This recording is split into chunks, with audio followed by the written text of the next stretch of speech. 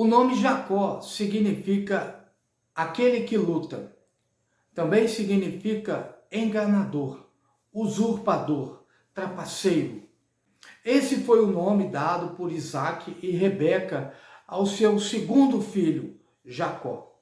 Segundo, porque Isaac e Rebeca tiveram gêmeos. E primeiro nasceu Esaú, foi o que saiu primeiro do ventre de Rebeca. E logo após saiu Jacó. Só que o que é engraçado nessa história, o que chama muita atenção nesse nascimento, é que Jacó ele nasce segurando o calcanhar de Esaú, como se ele estivesse lutando pela primogenitura, estivesse lutando para ser o primeiro a nascer. Não foi o que aconteceu, nasceu Esaú, mas Jacó nasceu ali como se estivesse lutando por aquela posição. Jacó cresceu com esse estigma, com essa marca, com essa cicatriz na sua vida, sendo conhecido como o usurpador. Acredite, o fato de um nome ter dois significados não muda o fato de que a sociedade vai preferir entender o significado mais pejorativo, o pior significado possível. Ninguém vai entender, aquele que luta. Não, vai entender como o usurpador, o trapaceiro. Imagine você crescer com essa marca na sua vida. O trapaceiro, o enganador. Toda vez que você fosse se apresentar para alguém ou fosse apresentado a alguém, você seria apresentado como o enganador, o trapaceiro. Prazer, eu sou o enganador. Essa foi a marca que Jacó carregou durante a sua vida inteira. Todos os momentos ele se lembrando dessa palavra que foi liberada sobre a vida dele. Eu sou o enganador, eu sou o trapaceiro. E por diversas vezes Jacó, ele justifica esse nome. Quando ele dá um prato de comida para Esaú, seu irmão primogênito, em troca da sua primogenitura, em troca do direito à primogenitura. Você precisa entender que a primogenitura envolvia um monte de coisas, desde uma bênção específica dada pelo seu pai, quanto a direitos sobre patrimônio, sobre decisões que a família iria tomar no decorrer da vida. Então, perder o direito à primogenitura era algo muito grave. E foi o que aconteceu com Esaú. Ele perdeu o direito à primogenitura porque estava com muita fome. E Jacó tinha preparado ali um prato lindo, maravilhoso, cheiroso, sabe, com aquela cara excelente. Então, Jacó, ele rouba, literalmente, ele usurpa o direito à primogenitura do seu irmão. Jacó passou a sua vida justificando esse nome de usurpador. Então, não bastasse a impressão que esse nome causava às pessoas, não bastasse a sentença dada pelas pessoas por causa do nome que ele carregava. Tinha também as atitudes que Jacó teve ao decorrer de sua vida. Só que em um determinado momento, Jacó, sabe-se lá como, não tem a menor ideia de como ele identificou que aquele ser era um anjo. A Bíblia não diz se ele tinha asas, se ele brilhava, se ele flutuava. A Bíblia não fala qual era a característica daquele anjo. O que a Bíblia diz é que Jacó olhou, viu que era um anjo. Se eu olhar e ver que é um anjo, eu vou cair no chão, eu vou ficar com medo, eu vou ficar desesperado, eu vou ficar apavorado. Eu nunca vi um anjo, mas eu imagino que a minha reação não seria algo muito natural. Não foi o que aconteceu com Jacó. Jacó, ele viu o anjo e agarrou o anjo. E pulou em cima do anjo. E começou ali a rolar no chão e tentar imobilizar o anjo, segurar o anjo ali. E o anjo tentando se esquivar. E Jacó ali lutando com ele. E eles passaram horas nessa situação. O anjo tentando ir embora e Jacó segurando ele. Até que chegou um momento que o anjo deslocou o quadril de Jacó.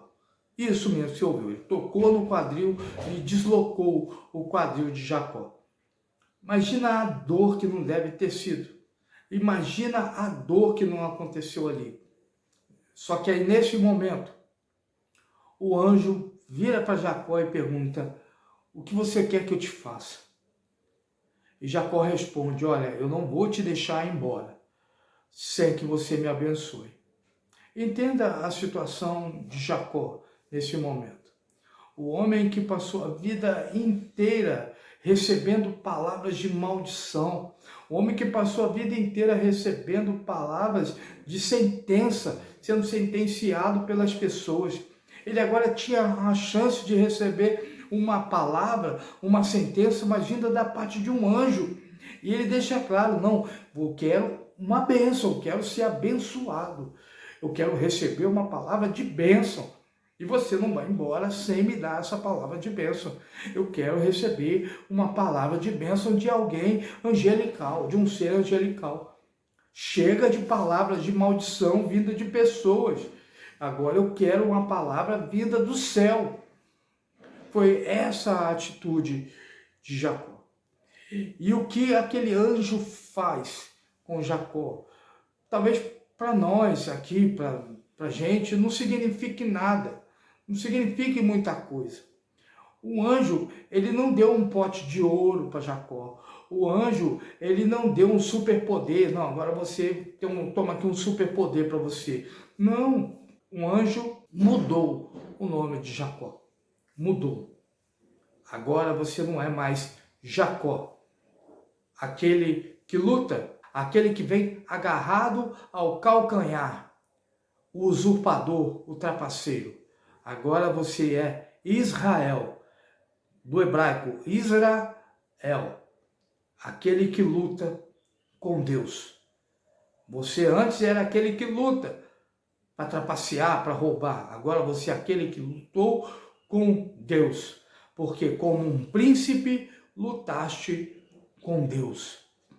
Olha a diferença, olha o que acontece na vida de Jacó. Ele agora recebe uma palavra e ele é chamado pelo anjo.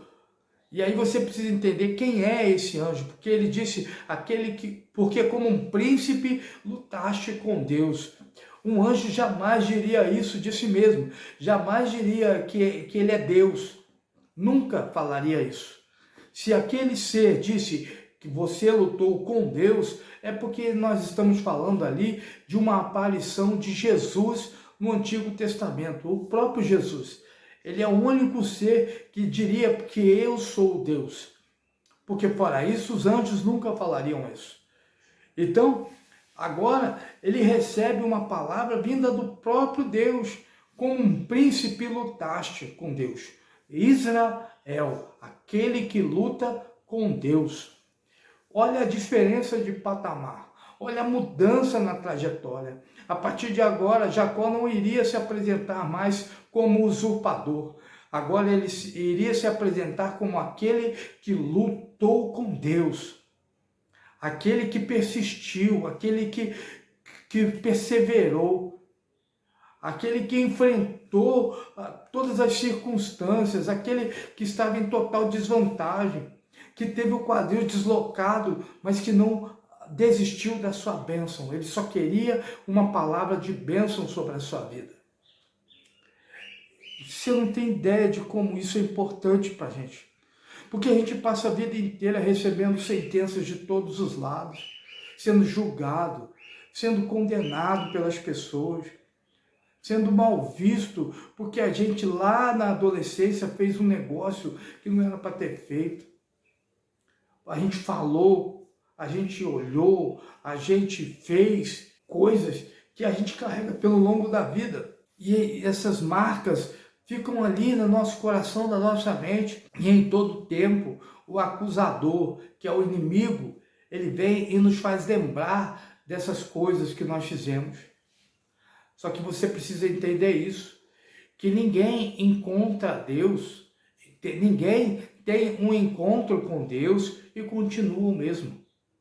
Jacó, ele teve uma mudança na sua própria carne. A sua carne foi afetada, ele ficou para sempre com aquela sequela, mancando, porque o seu quadril foi deslocado. Jacó teve uma mudança no seu caráter, na sua personalidade, no seu íntimo. Jacó nunca mais foi o mesmo, porque agora ele tinha recebido uma palavra vinda da parte de Deus. Você lutou com Deus. Como um príncipe, você lutou com Deus. A gente precisa entender isso, que às vezes, quando a gente encontrar o Senhor de verdade, a gente nunca mais será o mesmo. Se você continua a mesma pessoa que era antes, é porque você não teve um encontro real com o Senhor. E se você não teve um encontro real com o Senhor, se você entende que a sua vida não muda, que a sua vida não mudou, tudo que você tem que fazer agora é parar tudo e diga para si mesmo: eu preciso ter um encontro verdadeiro com Deus. Não importa quantas vezes você vai à igreja por semana, não importa quanto tempo você vai à igreja, não importa quantos louvores você escuta no decorrer do seu dia, aí nas plataformas de streaming, não importa quantas vezes você já leu a Bíblia. A pergunta é: você já teve um encontro com Deus capaz de mudar a sua história, capaz de mudar a sua personalidade, capaz de mudar o seu caráter? Você já teve esse encontro com Deus? Ou você continua a mesma pessoa que era antes? Porque Jesus Cristo, ele diz assim: necessário é nascer de novo. Para você nascer de novo, você tem que morrer. Entenda isso. Para que nasça o novo homem, o velho homem precisa morrer. E a gente quer fazer um encaixe, uma adaptação, uma evolução. A Bíblia não fala em evolução, a Bíblia não fala em karma, a Bíblia não fala em ascendência, a Bíblia fala em morrer e nascer de novo. Que aquilo que está estabelecido precisa ser morto, enterrado. E precisa nascer uma nova criatura, que vai nascer bebê, que vai precisar de tratamento, de acompanhamento, que vai crescendo aos poucos, vai se desenvolvendo até se tornar uma pessoa madura, adulta. Então a gente precisa entender isso, porque senão a gente fica gastando o nosso tempo, perdendo o nosso tempo, e a gente não entende por que as coisas não melhoram, por que as coisas não avançam. É simples, porque a gente ainda não teve um encontro verdadeiro com Deus. A nossa meta de vida, nosso propósito de vida é ter um encontro verdadeiro com Deus. E você precisa entender que nascer de novo não é uma coisa que acontece uma única vez. Não, a gente precisa nascer de novo todos os dias. Todos os dias. Todo dia tem alguma coisa que precisa morrer dentro de nós.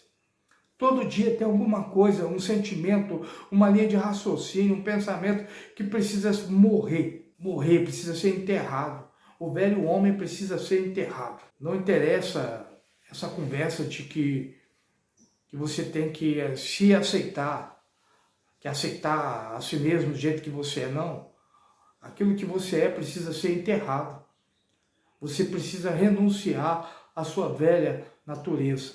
Se você quiser viver a plenitude de Deus na sua vida, se você quiser viver o melhor de Deus na sua vida, você precisa renunciar à sua velha natureza.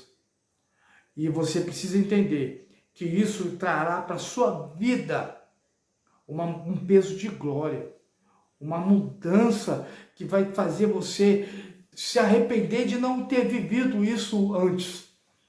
Porque essa é a verdade. Todo aquele que tem um encontro verdadeiro com Deus, ele questiona: poxa, por que eu demorei tanto tempo para ter esse encontro? Amém?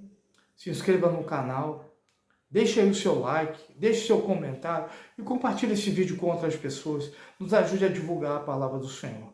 Amém? Fique com Deus. Até o próximo vídeo.